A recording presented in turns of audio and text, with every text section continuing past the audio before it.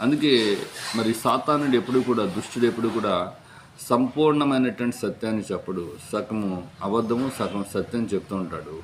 మరి ఇప్పుడు ఉన్నటువంటి ఈ మాటలు పున్నామ నరకం నుంచి మానవుల్ని తప్పించగలిగినటువంటి వాడు కుమారుడే అనే మాటలో సత్యమేంటి, అసత్యమేంటి అని అంటే, మరి కుమారుడు తప్పిస్తాడన్న మాట సత్యమే నరకం నుంచి.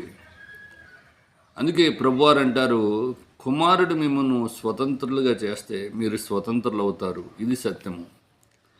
కానీ సాతానుడు చెప్పే అబద్ధం ఏంటంటే, ఏ కుమారుడు అంటే మీ గర్భవాసం నుంచి పుట్టే కుమారుడు అంటూ సాతానుడు మానవుల్ని ప్రలోభ పెడుతుంటే, దేవాది దేవుడు అంటున్నారు, పున్నామ నరకం నుండి లేక నరకం నుంచి మానవులను తప్పించగలిగినటువంటి వాడు ఎవరంటే దైవ కుమారుడు అంటూ బైబిల్ చెప్తుంది.